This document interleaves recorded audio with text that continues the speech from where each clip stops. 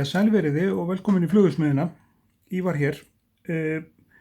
Þetta nú engin fluga en ég ætla að kenna ykkur í dag að nýta og búa til endahnút með svona hausnúttæki og það sennilega miklu einfaldar að nota svona garn í þetta þykkt ullargarn, þannig sjáu hnútinn og hvernig þetta virkar. Sumir gera hnútinn bara með puttunum og þá það hann bara gerður svona. Þessi búinn til í rauninni farið með 2 putta hérna. Við þráðinn takið þetta að ykkur, takið þráðinn svo upp og snúið þessu frá ykkur og þá þetta svona og dreigið svo í gegn.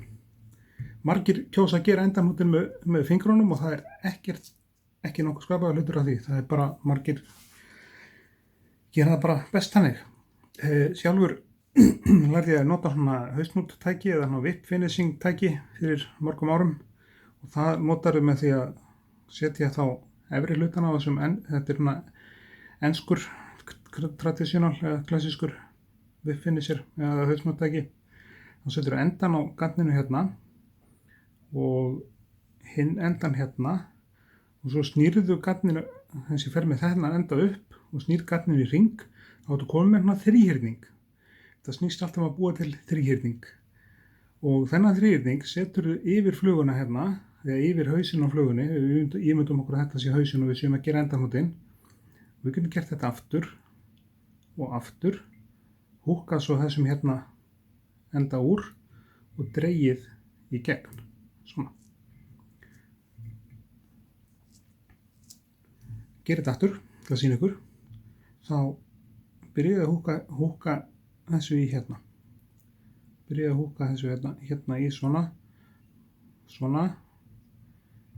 Fyrir með þráðinn upp og það þýðir ekki að setja þennan, það þýðir en ég geri það ekki. Ég sný einni viðbót þannig að þú sett með þríhyrningin hérna nær mér og uppi þannig að þú ráðir í rauninni hvernig þú setur hann yfir.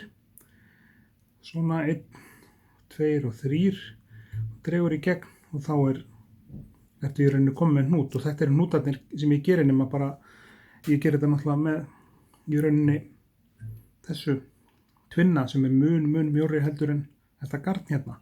Það til öðruvísi tæki heldur en þessi enski. Það eru 2, við ætlum að prófa þennan hérna, hann með hérna snúningi, já áver hann laus.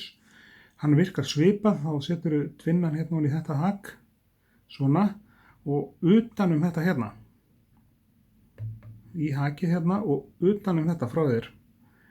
Snýrðu upp á hann, svona, þá komið þríhyrningin, við viljum alltaf fá þríhyrning. Og svo verst þetta bara sjálft í rauninni utanum að því að það er frjáls snúningur á honum. Og til að losa þetta úr, þá ýtir þessu frá þér og losa lykkjuna á þessu fyrst úr, hérna, svona. Það var nú laglegt þegar ég er búin að festa sjálfa mig hérna í þessu, ekki alveg, en svona, alltaf því. Svona. Það er verið að vinna með svona þykkt, þetta er hannað bara fyrir tvinnan. Við prófum þetta einu sinni enn, þá er þetta bara í rauninni svona. 1, 2 og 3 og 4 snúningar með þetta út úr þessu svona og svona. Þetta í rauninni tæknin við það að búa til hausnútinn en margir kjósa bara einfaldlega að gera hann bara svona með 2 fingrum. Með þessum, það er að segja 2 fingrum og láta það bara duga og draga í gegn sem sé endan hérna, þennan draga bara í gegn með nál, svona.